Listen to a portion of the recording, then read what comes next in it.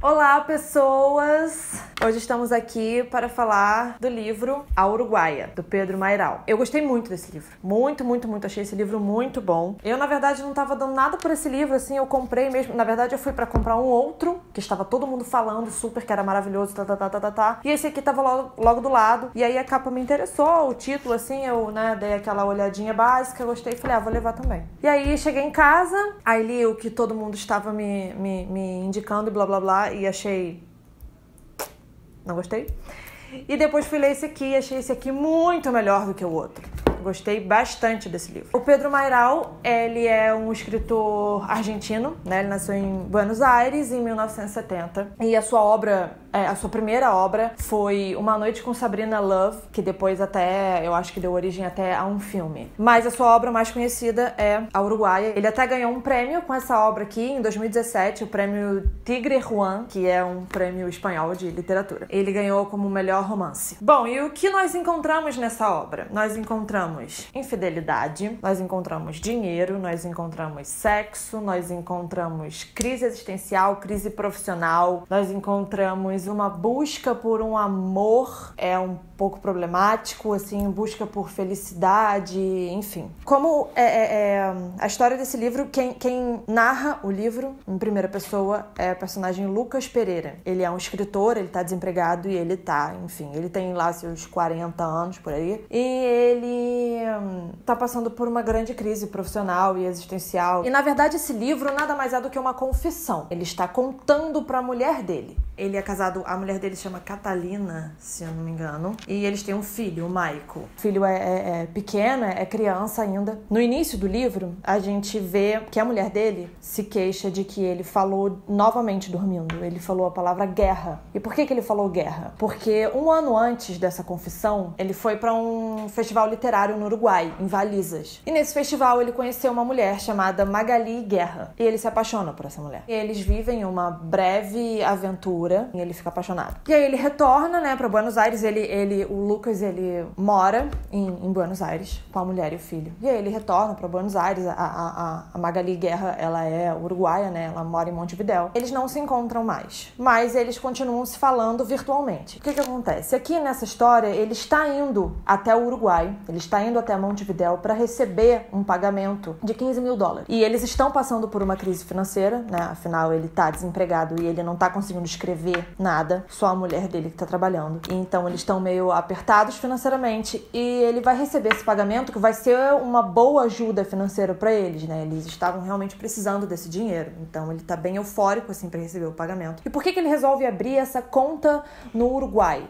Justamente para ele não sofrer as taxas cambiais da Argentina. Para não sofrer com isso, ele resolve abrir a conta em Montevidéu. E ele vai até Montevidéu para buscar esse dinheiro. E ele aproveita e avisa a Guerra que ele está indo até a cidade dela e eles combinam de se encontrar. Mas aí eu não posso ir mais além, porque senão eu vou dar um grande spoiler, Porque assim, quando ele chega em Montevidéu e eles se encontram, acontece milhões de coisas. Nesse livro ele conta tudo o que acontece. Ele está contando, na verdade, tudo para a mulher dele. Como eu já disse anteriormente, eu gostei muito desse livro.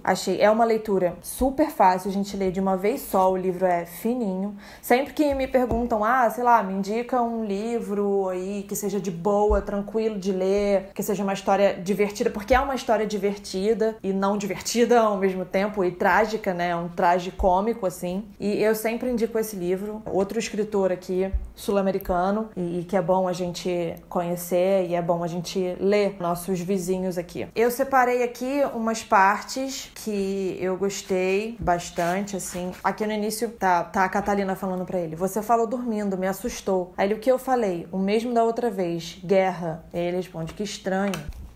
Estranho nada, Espertinho. Tava sonhando com a mulher. E eles estão passando também, eu não citei aqui, mas eles estão passando também por uma crise no casamento. Existe essa crise conjugal, assim, e isso é evidente aqui na história. Tanto da parte dele, quanto também da parte dela, assim. Ele tem essa questão com essa mulher, que ele conheceu no Uruguai, com a Guerra, e que ele vem idealizando durante um ano, porque eles se encontram nesse festival literário, e depois eles só vão se encontrar um ano depois, quando ele tá indo pra buscar o dinheiro. Então, eles só se falam virtualmente. Então, é lógico que ele idealizou muita coisa da mulher. E ele se apaixona justamente muito pelo que ele idealiza, né? Pelo que ele idealiza da mulher, pelo que ele idealiza de Montevidéu também. Eu até assisti uma entrevista com o Pedro Mairal no YouTube e ele diz isso, que ele era um apaixonado por aquilo que ele idealizou, tanto da guerra quanto de Montevidéu. E aí, só que ele também tem suas dúvidas sobre a mulher dele e sobre o que ela anda fazendo, se ela também não tem uma outra pessoa. E ele tem uma parte que ele fala que logo no início do livro ele já fala: minha cabeça se enchia de perguntas. Você estava se cuidando e se arrumando pra alguém que não era eu? E onde eram os encontros, Cata? Cata era como ele chamava ela, né? Era o apelido dela. Em motéis? Então, tipo, ele também tinha vários questionamentos sobre a fidelidade dela, assim, e se ela também não estava tendo um caso extraconjugal, né? Muitas das brigas deles era justamente por causa da crise financeira. Ele sempre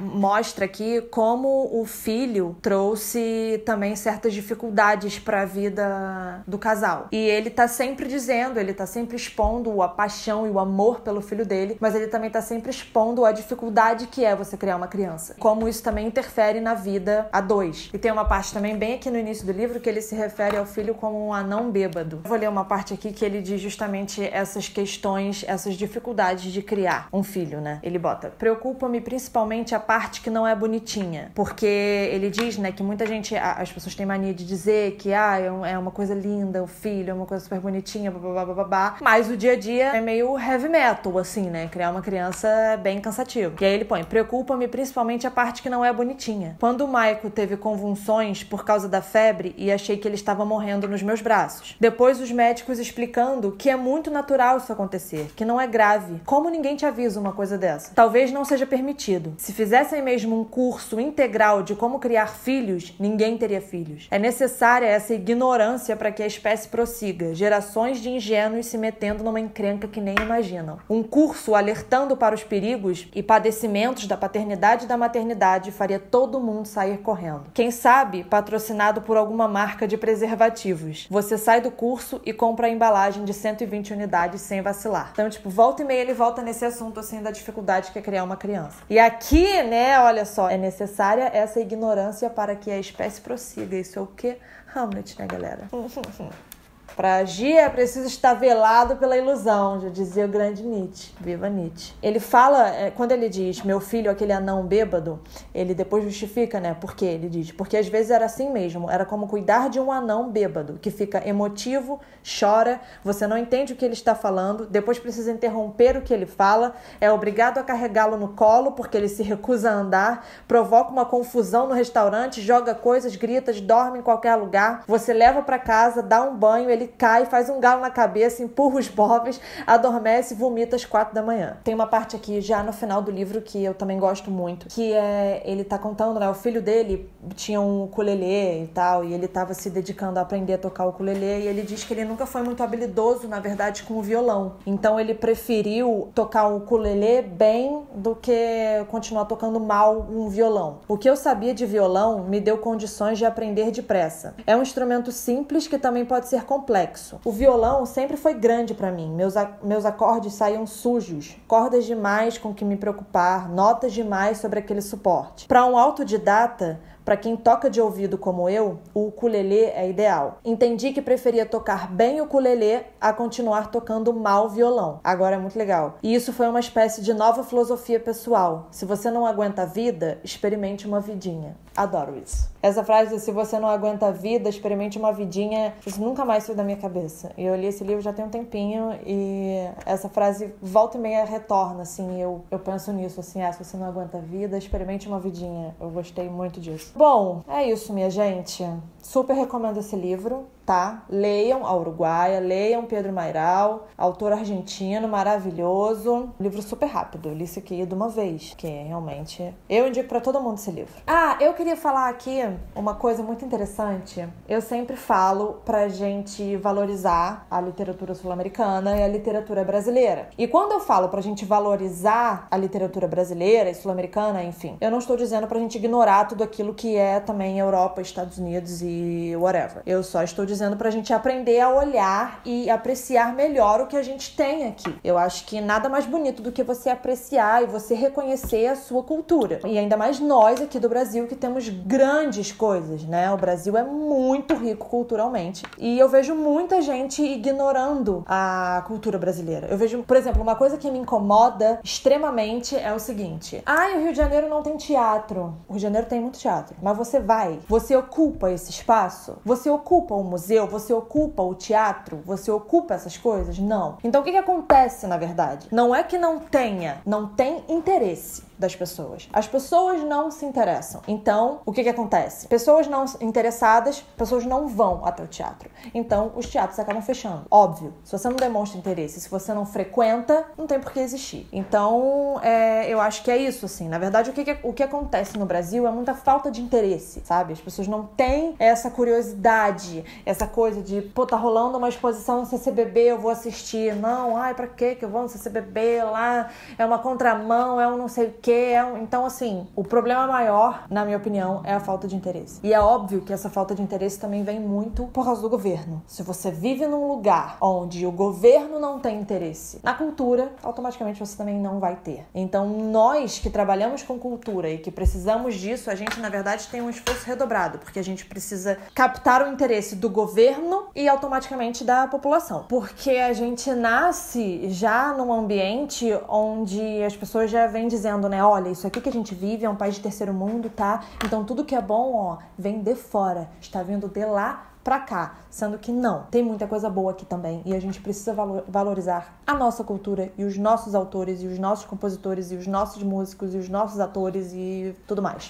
E eu dei essa volta ao mundo pra falar de quê? Pra falar que meu primo maravilhoso, ele é um gênio e ele escreveu um livro, que é esse aqui. Cinemática e Dinâmica Básica para os curiosos e apressados. O nome dele é Rodrigo Verney Lopes Castelo Branco.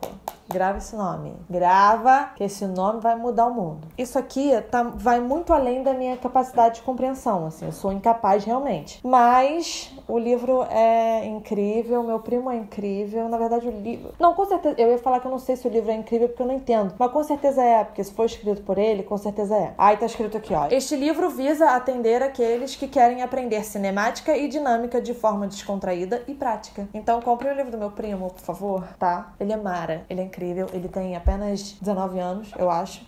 18. É por aí, tá? Não tem mais que isso, não. E ele escreveu esse livro. Então, valorizem aqui, ó. Mais um brasileiro bombando nas paradas. É isso, minha gente. Leiam Pedro Mairal, A Uruguaia. Leiam Rodrigo Verney, Lopes Castelo Branco. Leiam os brasileiros. Leiam Lima Barreto. Leiam Euclides da Cunha. Leiam Graciliano Ramos. Leiam Hilda Hilst. Leiam Carolina Maria de Jesus. Leiam Ariano Suassuna. Não é mesmo? Leiam Machado de Assis, leiam Jorge Amado, leiam Guimarães Rosa, leiam... Enfim, leiam, tá? Simplesmente leiam. Leiam de tudo e valorizem o que vem da tua terra, porque é isso. A gente não consegue, a gente é incapaz de valorizar e de seguir uma cultura externa se a gente antes não valoriza e segue a nossa própria cultura. A cultura interna, a cultura que está aqui, que fala a nossa língua, que fala da nossa terra, que fala da nossa realidade, tá? Isso é muito importante, hein? Beijo. Fica em casa, lavando bem a mão, passando álcool em gel, usando máscara. Se tiver que sair, usa máscara, tá bom, queridos? Beijo, isso vai passar, a gente vai acabar com esse corona aí. E pra finalizar aqui, eu quero saber se você já leu um livro hoje, tá? Porque se não leu, acaba de ver esse vídeo e vai ler, tá bom? Beijo.